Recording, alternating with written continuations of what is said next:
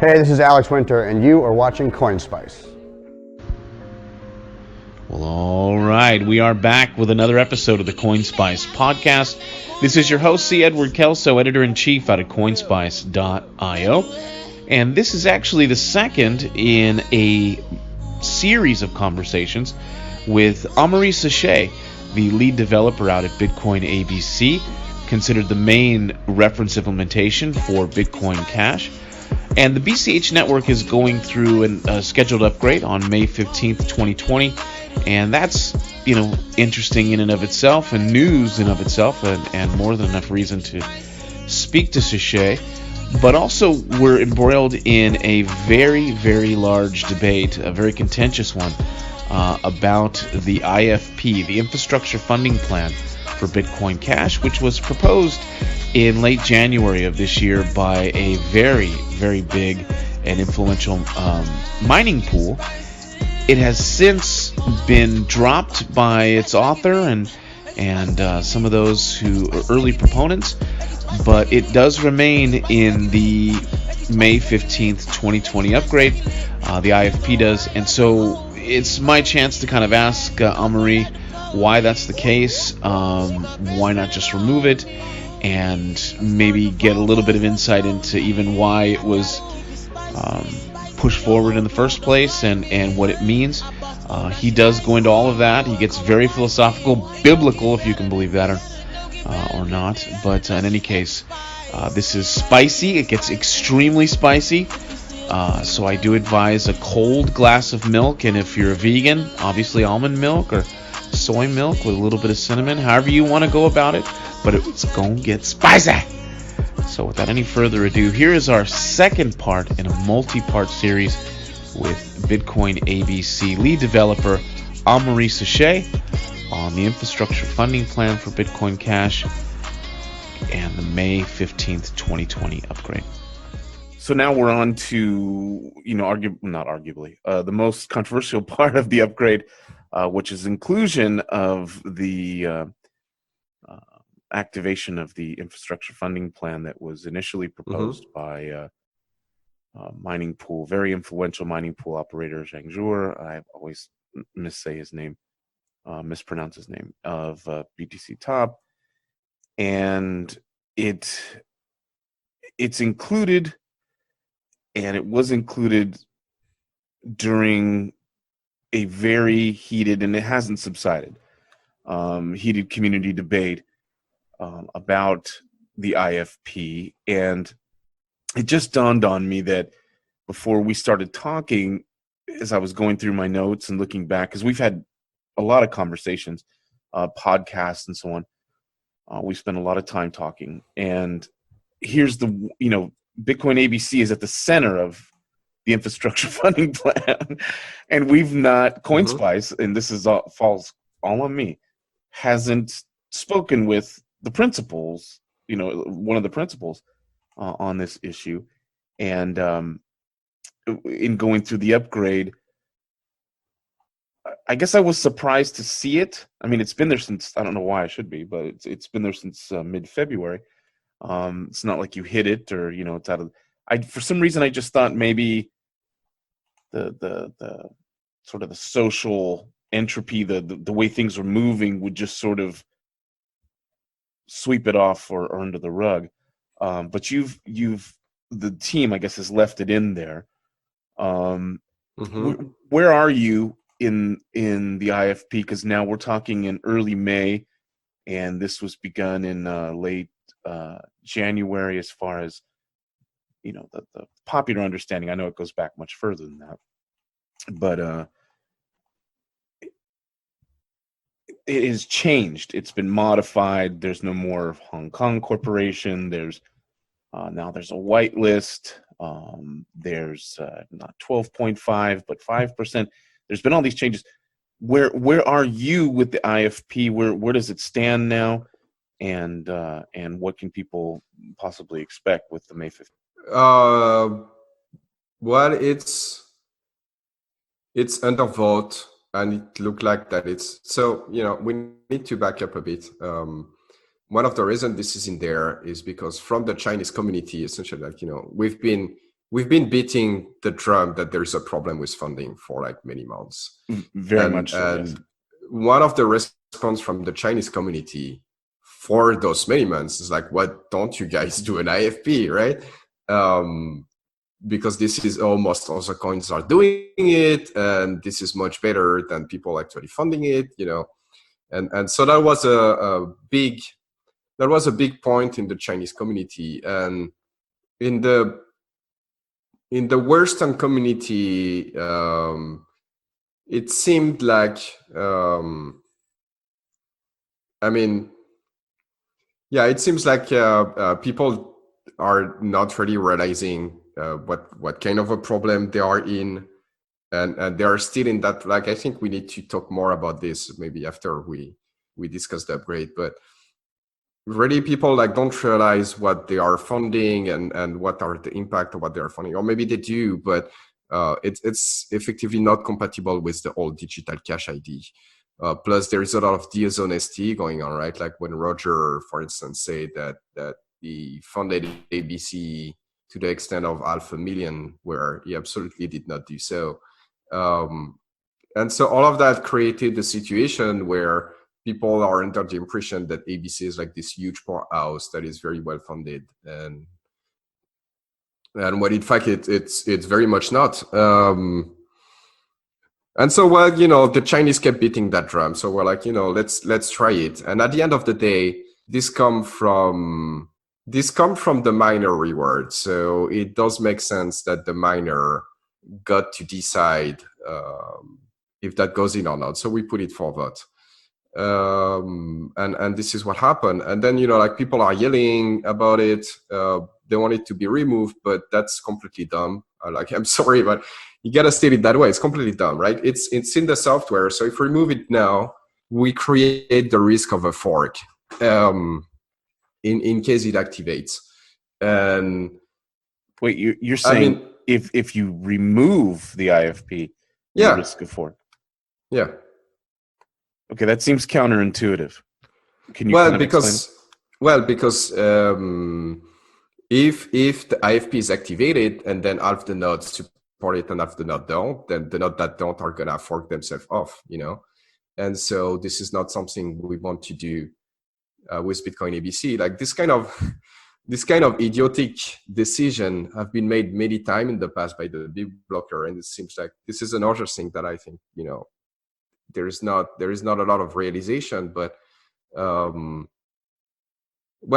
we can go back to the SIGOPS, for instance. So the SIGOPS limit always was a question, because if you increasing the size of the block is not enough, you need to change the SIGOPS limit. Otherwise, you're gonna allow bigger block size, but you're gonna run into the SIGOPS limit and you cannot produce bigger blocks. So at the time, the two big clients for big block were BU and Classic. And they could not agree on how to change the rule for the SIGOPS limit when you activate bigger blocks. And effectively, BU removed the limit altogether, not realizing that this is a huge denial of attack service, or maybe not caring about it, like who knows. And Classic did something else. And so what happened is that when they activated on testnet, they ended up having two different chains, one for, one that the Classic node followed and one that the BU node followed, due to this disagreement in the rule, right? Because any slight change in the consensus rule may cause a fork. And so this is something that we should not take lightly. And if it's not activated, we can remove it later after the voting period is over. But before it is, there's absolutely no reason to remove it. Okay, so yeah. Plus, okay. So that's the that's the technical argument. But I think there is more of an argument. It's like, it's miners' money, and it's up to miners' decision. And I think it's extremely unwelcome for random people that yell very loud on Reddit that this choice needs to be removed for other people. Like, this is not their money to begin with. Once again, those are the people calling themselves capitalists, but they are deciding what other people needs to do with their money, and they are expecting choice to be removed from other people because they are yelling very loud. And this is this is just not those things happen in the civilized world, right? Like this is how you get like complete chaos. This is not how you build a good system that people are gonna want to use. So if I can boil it down a little bit, the infrastructure funding plan, the IFP, was instigated according to how you see things by the Chinese community, in particular the Chinese mining community, which, as I understand it, has been one of your the Bitcoin ABC's main patrons. So he who has the gold makes the rules, right? So, or she, or however you want to put it. But the person came to you or in dialogue said, this is something we should consider and do. And then we saw it play out in the community, and there's two worlds at work here. So there's the people that you're responsible to, who are they're not just yelling at you and part of some fuzzy community, and but the actual look, here's work we need done, we want done, and they want this in there. So this gets more complicated, but initially right now you say, okay, well, we'll do that.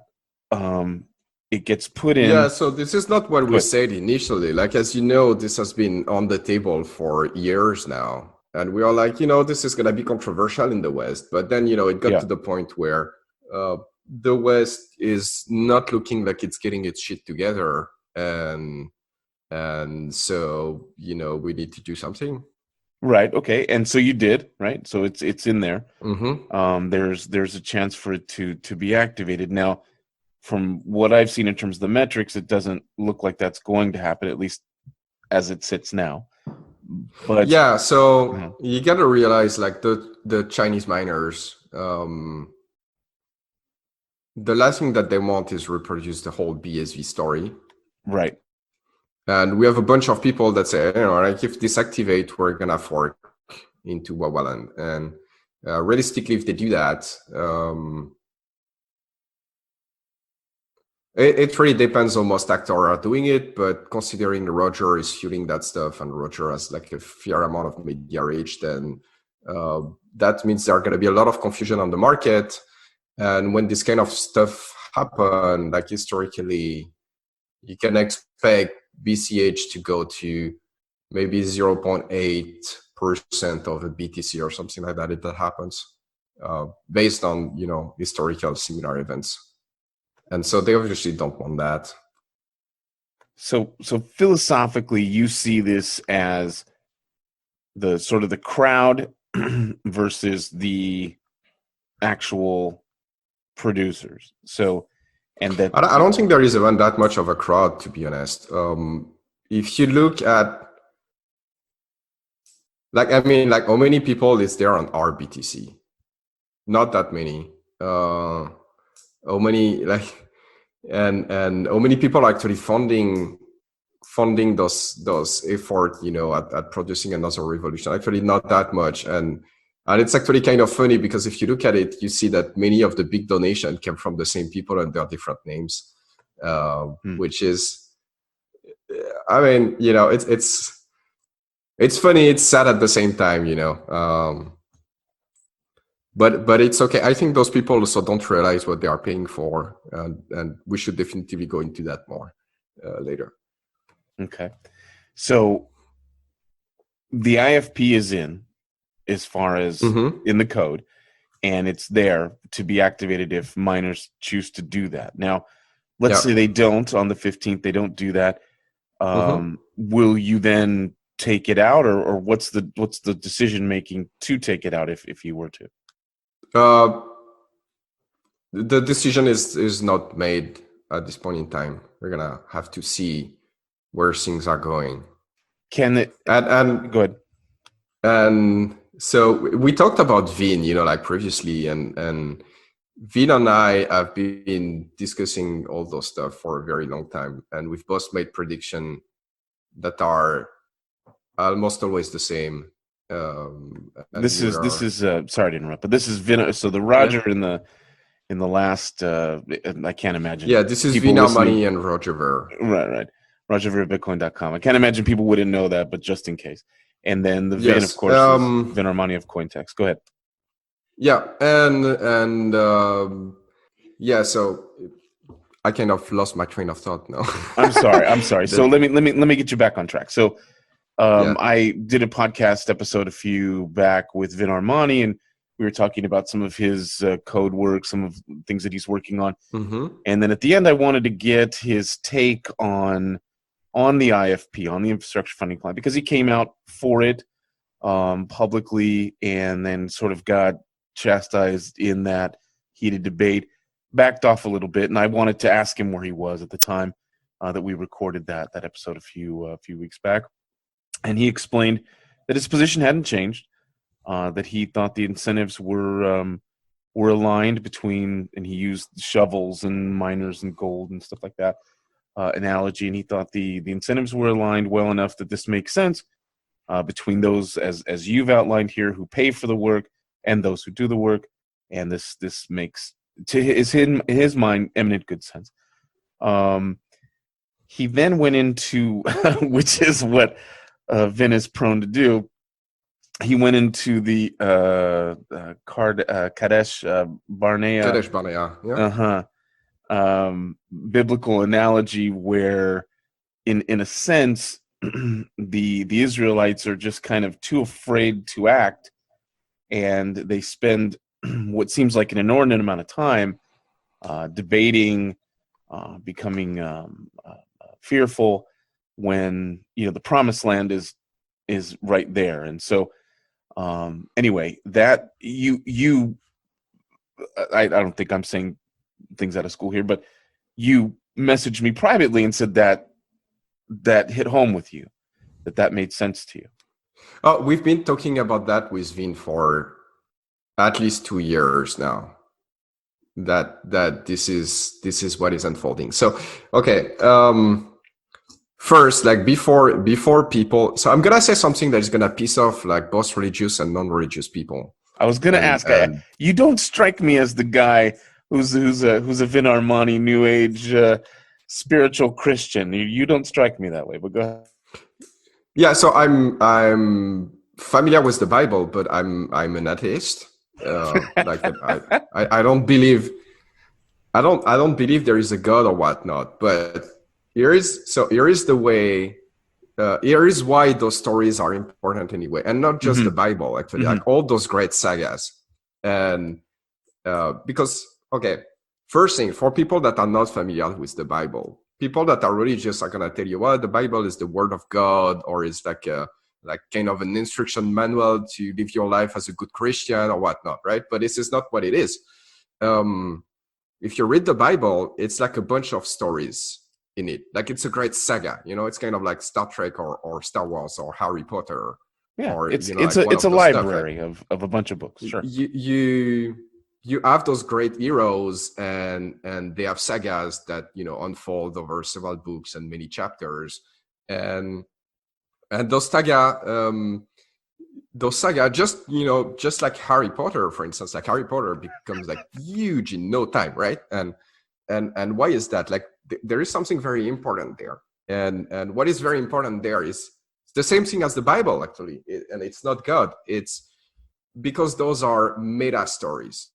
And so a meta story is like, it's a story, but it's also it have the basic elements that are common to most story, including real life stories. It has like, yes, exactly. It has like how people behave and stuff like that. And so even though Harry Potter take place in like a school where people do magic and whatnot, there are wizards and trolls and well, there is a lot of trolls in real life as well, but not the same kinds. So everything is different, right? For Harry Potter, like the life of Harry Potter is very different from my life or your life. And yet, if you read Harry Potter, you can relate to all of it. right? And this is why Harry Potter got so big so fast, because it has all the story that happened in people's life. And in a way, the Bible is the ultimate form of that, right? Because it has, be a great saga that people tell to each other for literally thousands of years now. And it has fan clubs all over the world, right? Like, it's like essentially tricky convention, right? But billions of people attends every week. It's fucking crazy, right? So it's the most successful saga of all time. And the reason is because the story and the archetypes that are in there have been selected for thousands of years. Like, this is a Darwinian process. Like, this is essentially the ultimate saga, because it has evolved for so long. And there are a few like that, if you go to India or East Asia or whatever, they also have their own version of that kind of book, like those whole story that are thousands of years old, and that contains all the same archetype that you find in the Bible, actually, and pretty much the same as you find in Harry Potter. A lot of work has been done by a guy named Joseph Campbell. He published The Power of Myth, where he talked about the hero's journey through a lot of the different religions, and so that's very apropos to what you're saying. Keep going. Yeah, and so those stories are very important. And one of the story that is in the Bible is the story of Moses. So what's happened is that for people that don't know the story, if there are some out there, you got Moses. He's like an Israeli dude, and it's kind of like Aquaman. He's like he has like water related superpower, right? Like he can split the sea, he can like get water to get rid of rocks, and so it does water stuff. Definitely does water stuff. Yep. Yeah, and like even when he's born, when he's born, the Pharaoh ordered all the Israeli, the Israeli baby boys to be murdered, and so his mother left him in a crib on the Nile, and so he goes on to be recovered by someone from the royal family and become an important guy that way. But anyway, like, his whole life is like around the theme of water. And it's kind of funny to refer to Moses as Aquaman, but it's just kind of like this is the archetype of Moses. Like, he's the superhero of water. And okay. And so, at some point, Moses life go on, right? And at some point he leave with the Israelites from Egypt, because most of the Israelites in Egypt are slave at the time. And so obviously, they are not very happy to be slave in Egypt.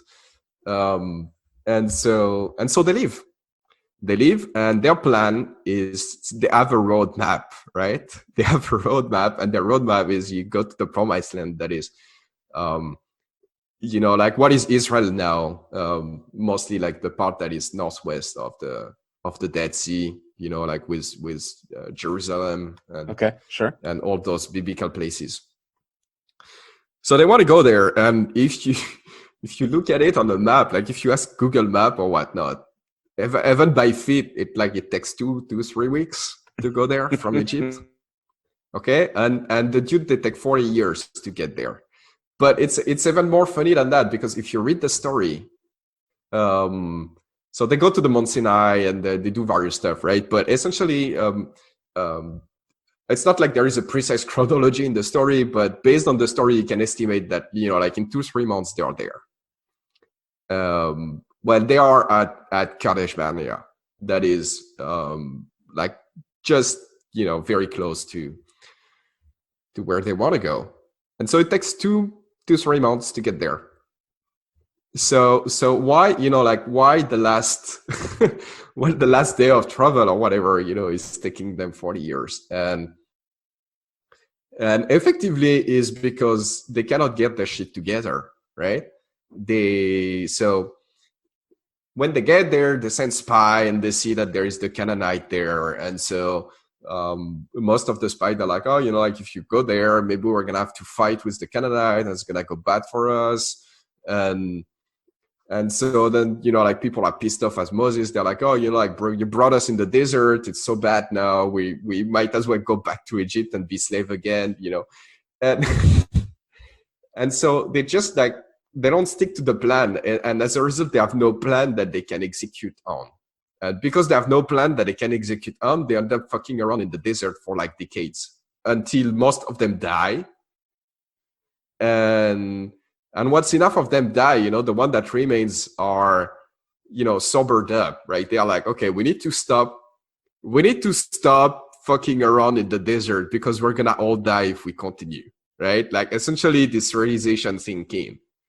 They're like, we need to have a fucking plan, agree on the plan and go there. Because if we spend all our time discussing what is the plan and not executing on it, we're all going to die in the desert. And so effectively, that's what happens. And actually, there is like a huge cliffhanger at the end of the Torah with Moses like going up to meet God and die. And then, it goes to another book. But there is this huge cliffhanger. And the next book is about, them getting their shit together and going to the promised land. But anyway, this is an archetype that you're going to find in many story, and this is the archetype that is playing in the BCH community right now. I'd be really curious to hear opponents of the opponents of the IFP.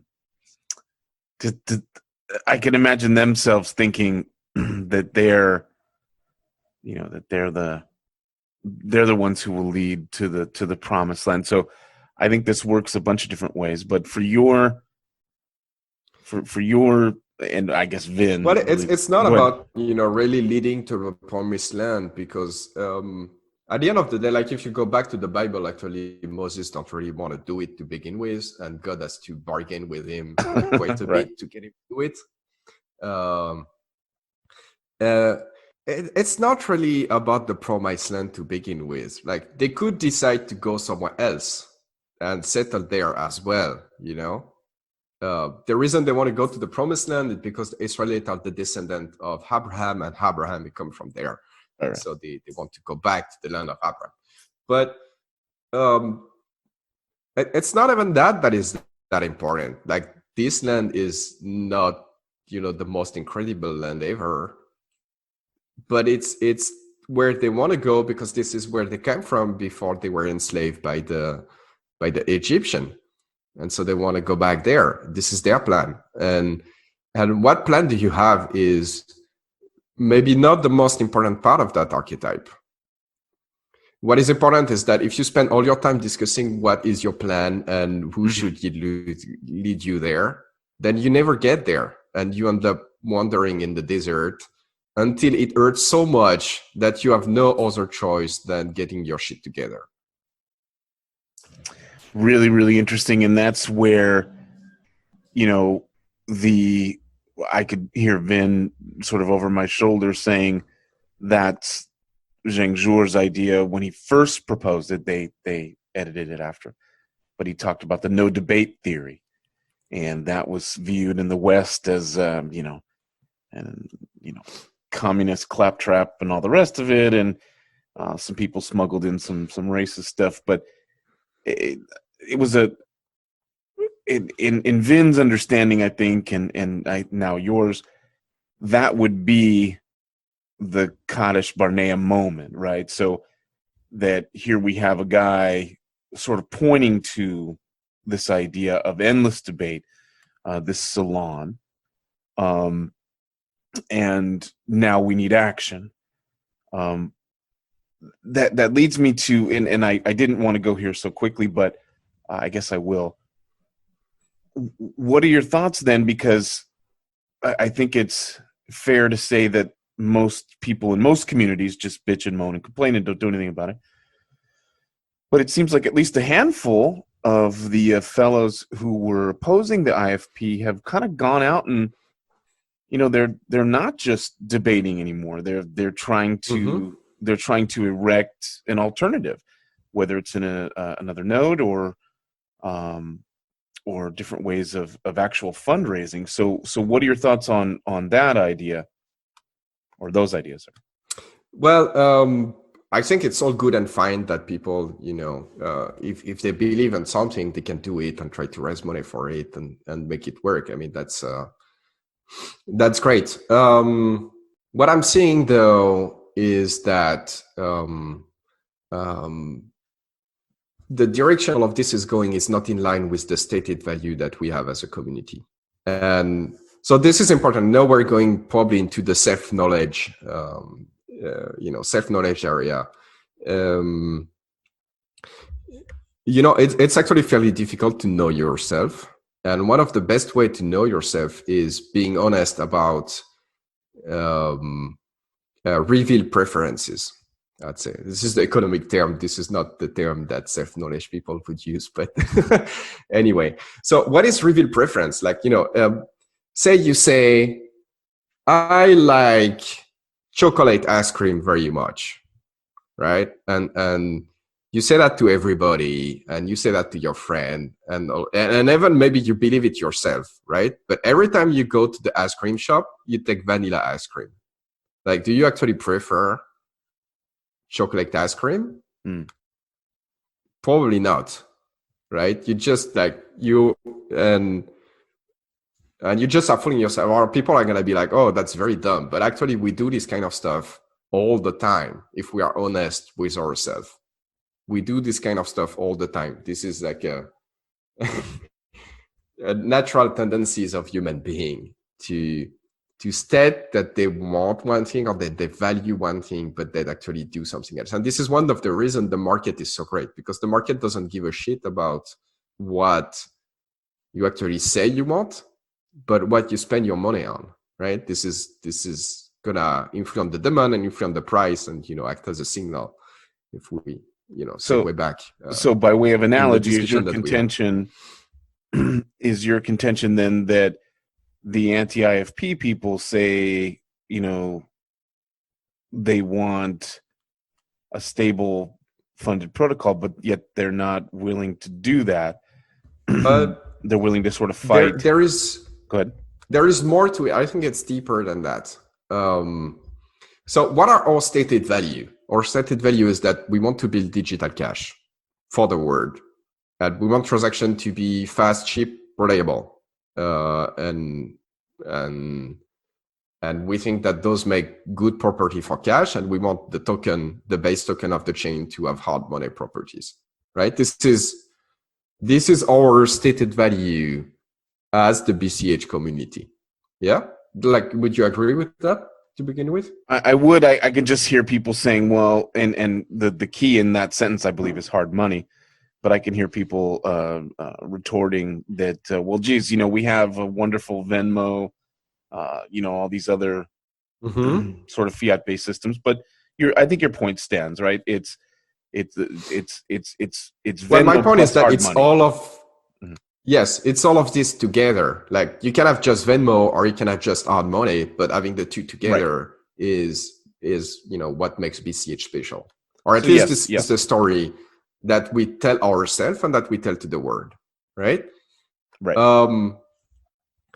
And now that we established the story, we can make prediction, or no, it's not going to be prediction anymore, because we can compare that. But you can make prediction, and then you can see what happens and see if what happens match the prediction. And if it does, then that the state, that there is high integrity in the community, or high consistency, and that the stated value are actually the embodied value by the community.